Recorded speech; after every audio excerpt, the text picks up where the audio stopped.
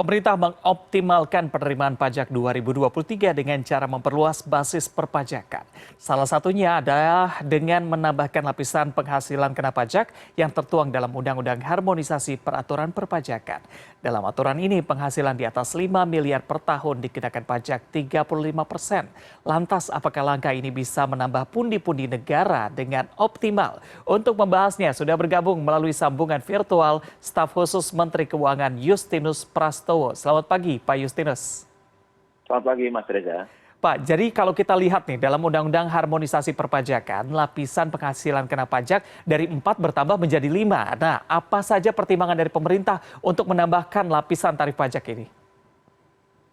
Baik, Mas Reza. Jadi tujuan pemajakan bisa kita capai antara lain dengan pengaturan yang baik. Kita telah melakukan evaluasi dan juga identifikasi. Prinsip gotong royong akan lebih bagus terwujud kalau prinsip ability to pay itu dijalankan dengan baik. Yang mampu membayar pajak, yang tidak mampu dibantu. Yang lebih mampu membayar lebih besar. Dengan tarif yang semakin progresif diharapkan akan mencerminkan rasa keadilan tersebut. Yang lebih kaya itu juga akan membantu lebih besar kepada yang tidak mampu. Dengan demikian kita juga menjaga secara sosial bagaimana pengaturan agar ketimpangan dan lain-lain itu bisa kita atasi antara lain dengan kebijakan pajak. Dan ini juga kita wujudkan, selain kita menaikkan tarif untuk kelompok masyarakat atas, kita juga memberikan dukungan untuk mereka yang berpenghasilan menengah bawah dengan cara memperlebar bracket atau rentang penghasilan kena pajak yang paling rendah dari 50 juta menjadi 60 juta. Dengan demikian wajib pajak yang menengah bawah, di lapis bawah, akan menikmati penghematan pajak sekitar 1 juta rupiah. Di samping itu juga ada pengaturan untuk wajib pajak orang pribadi UMKM yang omsetnya tidak melebihi 500 juta setahun, itu tidak membayar pajak alias 0 rupiah. Itu desain yang sekarang memang coba diformulasikan untuk mengadres isu keadilan, pemerataan, dan menjaga agar penerimaan pajak semakin berkesinambungan, Mas Reza. Oke, baik Pak. Kalau kita bicara mengenai lapisan begitu ya, apakah ini pemerintah melihat bahwa penambahan lapisan penghasilan kena pajak ini, bahwa pemerintah memprediksi misalnya tahun 2023 ini penerimaan negara tidak akan sebaik 2022, sehingga perlu adanya penambahan pemajakan sebesar 35% bagi penghasilan di atas 5 miliar per tahun. Menurut Anda seperti apa? Waktu diskusi dengan DPR dan mendengarkan masukan dari banyak pihak, kami tidak berpikir jangka pendek untuk tahun depan atau tahun berikutnya. Tapi kami ingin meletakkan fondasi perpajakan yang justru mungkin akan dinikmati pemerintahan berikutnya.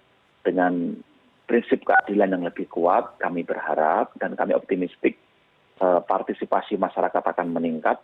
Dan ini pun juga sekaligus memenuhi prinsip negara demokrasi yang dasarnya kesetaraan.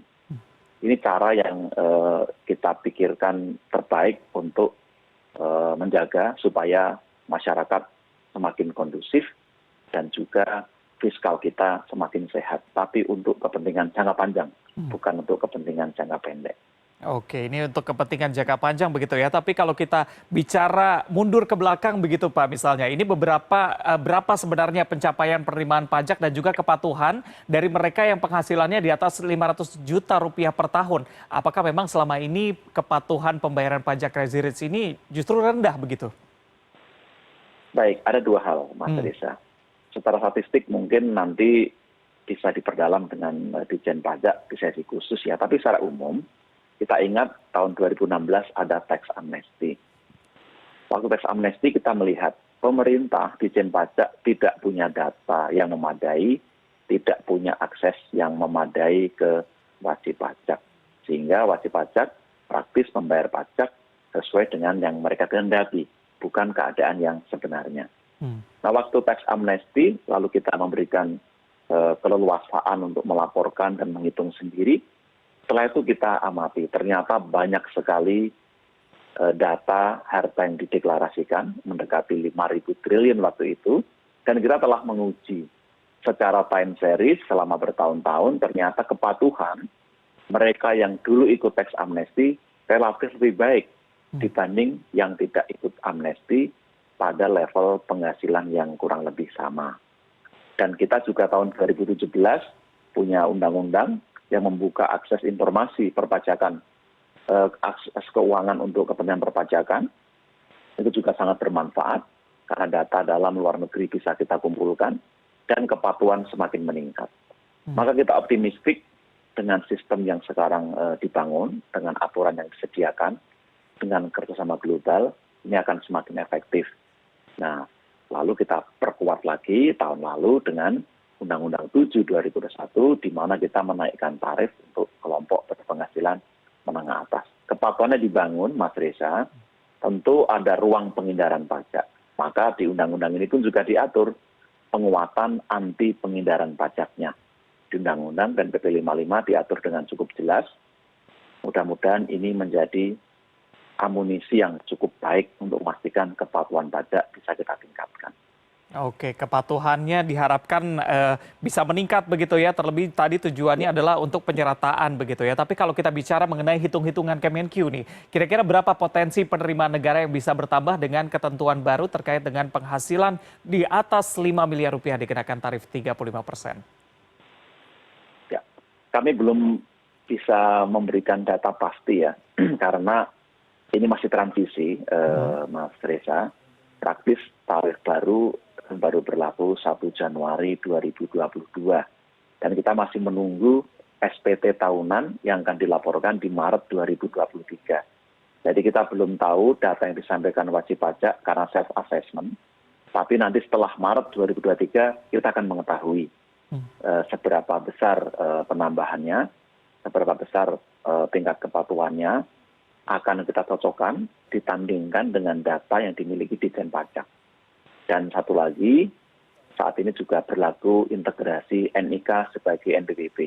Tentu ini akan memperkuat sistem di Ditjen Pajak dalam rangka mengumpulkan data informasi, sekaligus membuat profiling, sehingga nanti tindak lanjut akan lebih akurat.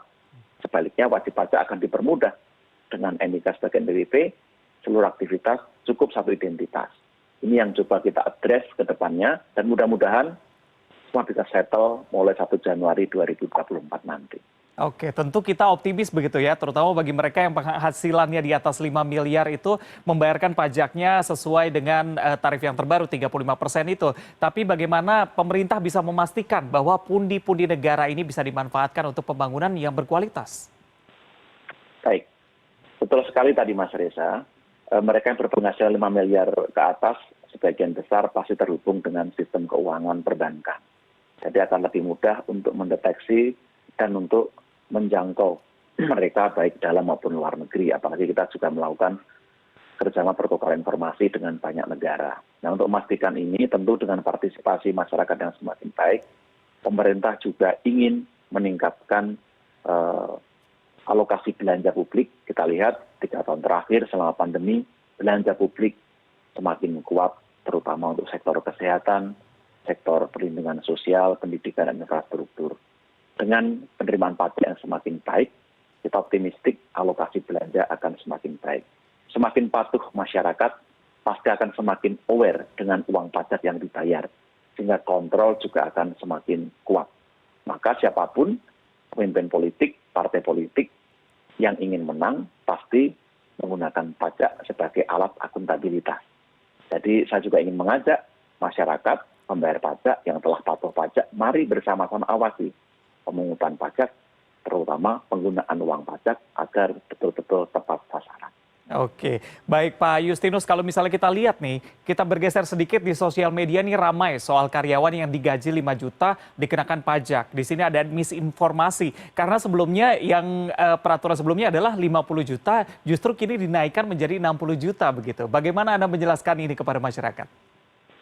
Baik, terima kasih kami diberi kesempatan untuk mengklarifikasi. Pertama kami sampaikan tidak ada pajak baru dan tidak ada kenaikan tarif pajak. Bagi karyawan yang gajinya 5 juta sebulan atau 60 juta setahun tetap berlaku tarif pajak yang sama 5%. Tetapi cara menghitung pajak adalah penghasilan dikurangi penghasilan tidak kena pajak. 60 juta dikurangi dengan PTKP 54 juta. Ketemu 6 juta dikalikan tarif 5%, sehingga pajak kita 300.000 setahun atau 25.000 per bulan, sebulan. Itu asumsinya kita karyawan tidak menikah. Nah, kalau karyawan menikah tambah PTKP 4,5 juta, kalau punya anak 1 tambah PTKP 4,5 juta. Berarti kalau karyawan dengan gaji 5 juta menikah, dia hanya membayar pajak 75.000 setahun atau 6.700 selama 1 bulan. Kalau anaknya 1, PTKP 63 juta Mas Reza. 60 dikurangi 63 juta.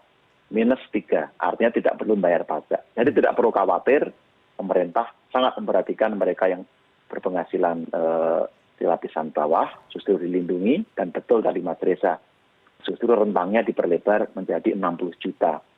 Berarti ada penghematan pajak sekitar 1 juta untuk wajib pajak, konsekuensi dari pelebaran rentang ini. Jadi alih-alih tambah beban pajaknya, justru dikurangi.